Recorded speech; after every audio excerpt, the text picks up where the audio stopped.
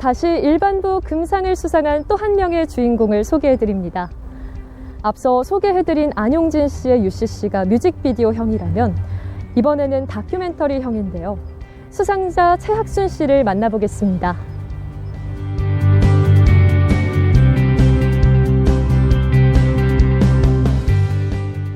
네, 울산에 정말 다양한 보물들이 있잖아요. 그중에서도 UCC 주제로 조선 최초의 통신사라는 이해 선생님을 선택한 이유가 있으실 것 같아요.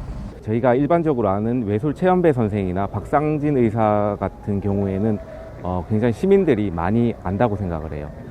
그런데 이해 선생을 이제 아냐고 이제 물어보면 사실 시민 절반 이상이 모를 것 같다는 생각에 이렇게 그를 재조명하기 위해서 이렇게 제작을 하게 됐습니다. 어떻게 제작하시면서 좀 힘든 부분은 없었는지 굉장히 궁금했습니다. 힘든 점은 굉장히 많았어요. 많았습니까? 고민도 많이 했고, 왜냐하면 지금 남겨진 유산이라고 할 게 사실 조선 왕조실록을 토대로 이제 뭐 그의 일생이라든지 그런 게 이렇게 문서로는 이렇게 잘 나와 있어요. 그런데 그걸 그림으로 표현하기 위해서 진짜 전국을 돌아다니면서 어떻게든 그 표현해 보려고 했고, 대마도에 또 이해 선생과 연이 깊은 곳이라 해외에도 다녀오게 됐습니다.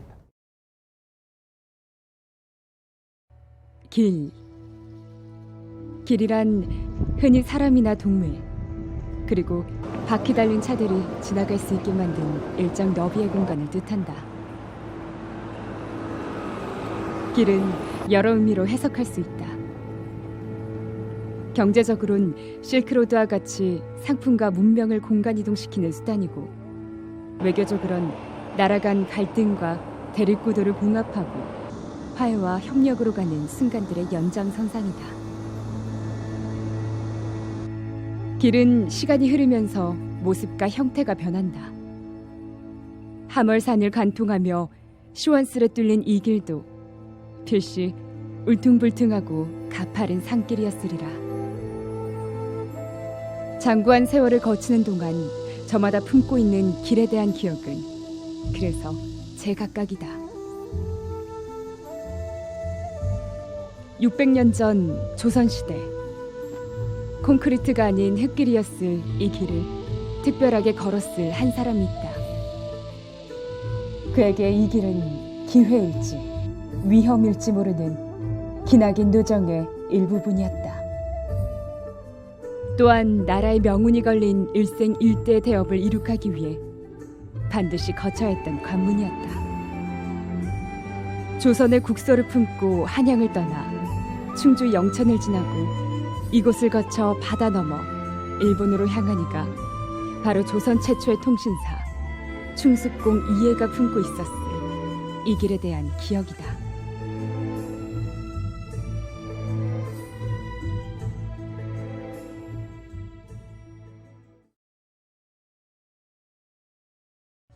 태화강 너머로 보이는 이곳은 중구 태화동. 고려 말인 1373년 옛말로 멍정, 혹 마릉정이라 불린 이곳에서 이해는 태어났다. 그가 살던 집터는 현재 남아있지 않다. 다만 오래된 주택들 사이에 그의 유허비만 외로이 서 있다. 그 멍정, 마릉정에 이해 선생이 거했다, 사셨다는가 봐요.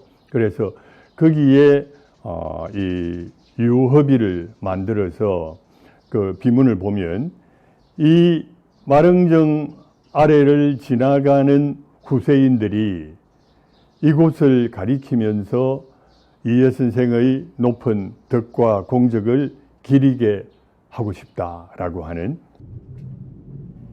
지금으로부터 약 150년 전인 1872년 당시 경주 부윤의 벼슬에 있던 임원우는 충숙공을 기르기 위해 이 비에 이해의 공적을 새겼다.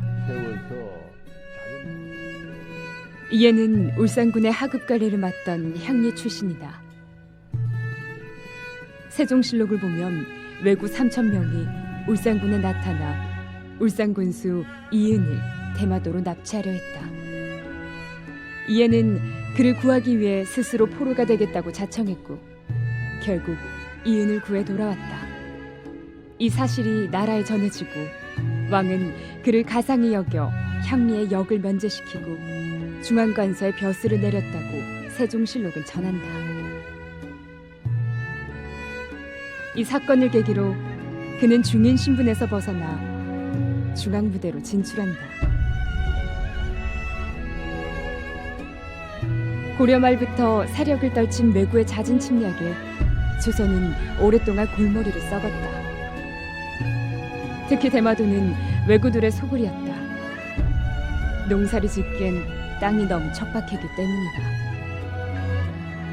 생업이 없어 해적이 된 왜구는 가까운 조선의 약탈을 일삼고 조선인을 납치해갔다. 조선 초기에 들어와서도 왜구를 완전히 진압을 하지를 못하고 있었습니다. 워낙 이 사람들은 배고픈 사람들이고 우리는 농사가 그래도 많이 있었는데 특히 이해의 어머니도 수많은 피납 조선인 가운데 한 명이었다. 그의 나이 불과 8살 때 겪은 아픔이었다. 태종 1년이 되던 해 이해는 어머니를 찾겠다는 일념으로 조정을 찾아간다. 회례사 윤명의 수행원으로 임명된 이해는 대마도와 일기도의 가가호호를 찾아다닌다. 그는 끝내 어머니를 만나지는 못했지만 이 사행을 통해 이해는 대일외교의 첫 발을 담그는 경험을 쌓는다. 이를 시작으로 이해는 40여 차례 일본을 왕래했다. 그가 송환해온 피납 조선인만 667명에 달했다. 이해는 문인제도를 정약하고 개해약조를 체결하는 외교업적을 남겼다. 즉 문인제도를 통해 오늘날의 입국비자를 제도화하고 개해약조를 통해 대마도주에게 내왕을 허락한 무역선, 이른바 세견선을 매년 50척으로 정하고 조선 조정이 대마도주에게 내려주던 쌀과 콩을 매년 200석으로 정했다. 경제적인 이익을 줄 터이니 도주가 책임지고 왜구를 막아라 이렇게 하니까 어떻게 보면 이 제2가 되는 거죠. 오랑캐의 힘을 빌어서 오랑캐를 막는.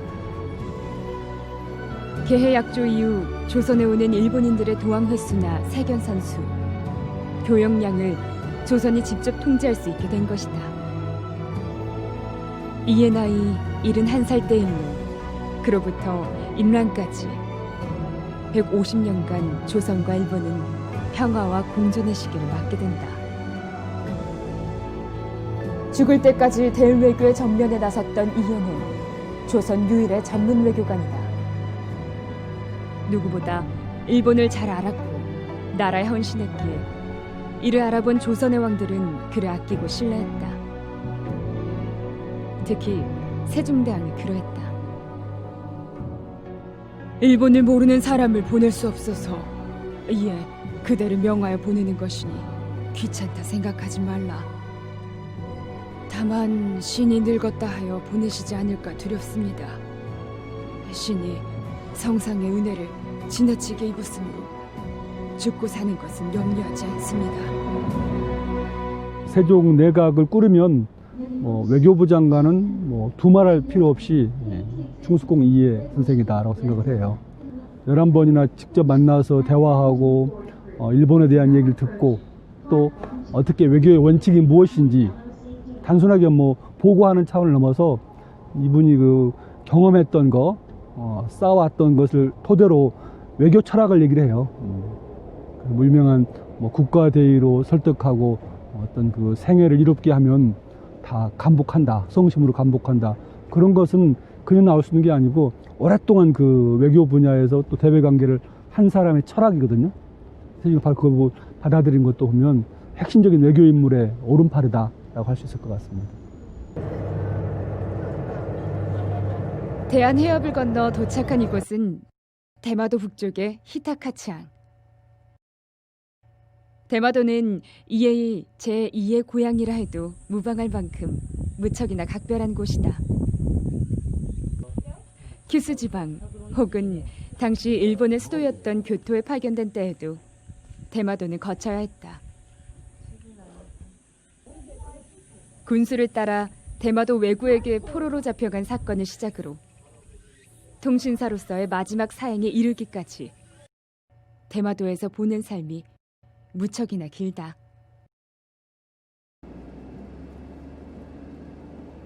히타카츠항에서 차를 타고 남쪽으로 이동하길 1시간. 미네마치라는 동네에 위치한 원통사라는 사찰에 들렀다. 일본말로 엔스지라고도 불리는 이곳은 1408년 당시 대마도 주인 종정무가 세운 사찰이다.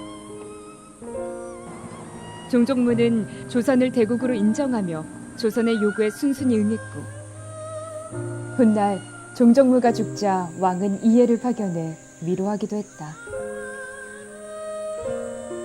지난 2005년 이곳 원통사에는 이해의 공적비가 세워졌다. 왜구의 준동을 막고 정상교육을 통해 대마도 주민들의 삶을 이롭게 했다는 공적비 내용을 보면 그들이 이해에게 품은 존경심을 느낄 수 있었다.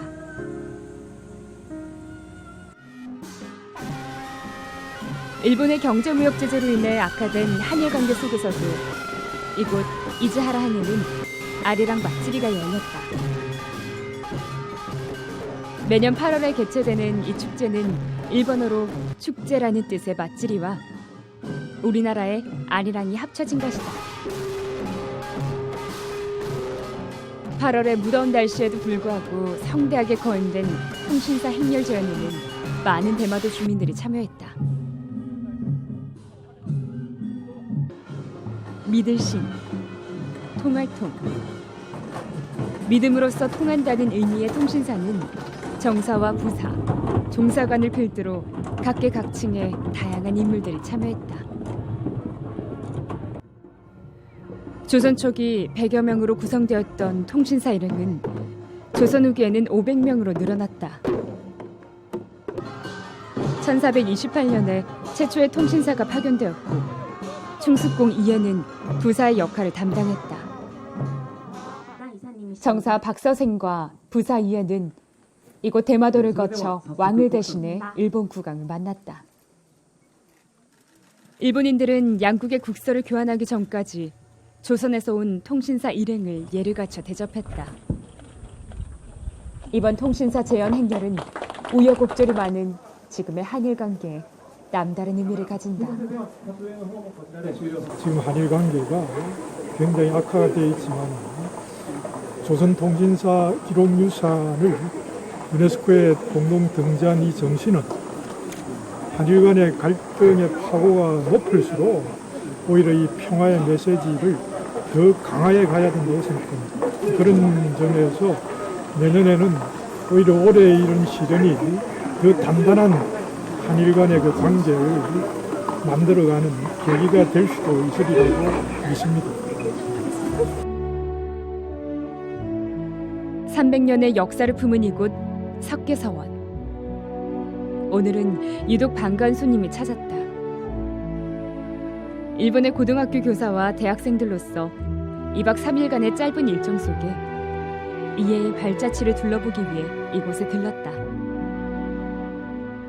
서원 주변을 한참 둘러보던 한 일본 대학생은 최근 악화된 한일 관계 속에서 이해를 떠올렸다. こういうルートを回るっていうのは知ってたんですけど、どういう人なのかなっていうのは知らなかったんですけど、こういう日本と関係がある李鋭先生のお話を聞くことができて、まあなんていうんだろうな、韓国と日本のつながりっていうのが昔からずっと続いてきたんだなっていうのを今感じました。 석계서원과 더불어 충숙공 이해를 배양하고자 건립된 이곳 용면서원에도 이해의 혼이 서려 있다. 과거 울산의 유림들은 그의 공적을 높이 평가해 이해의 정신을 이어나갔다. 정성과 신뢰를 바탕으로 주변국의 실용 외교를 펼친 이해의 외교 철학은 지금의 현대사에서는 꽤나 보기 힘들다. では入江先生は直接、日本のいろんなところに行って、京都であるとか途中のその地域の領主たちとも話し合いをしてますし、あるいは対馬であるとか沖縄であるとか、いろいろな場所に直接行って現場で責任を持って対話をするということをした人です。やはりそういう直接の対話っていうのがまず大事だろうと思います。 우리는 더 나은 미래를 만들기 위해 역사를 배우고 역사는 우리가 올바른 길을 가기 위해 인도해준다.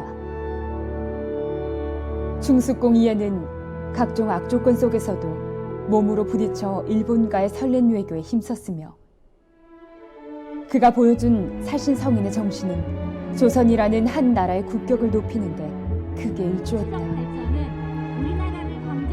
한일 관계가 극으로 치달은 지금 한국과 일본, 양국은 이해가 걸어온 그 길을 되짚어봐야 한다.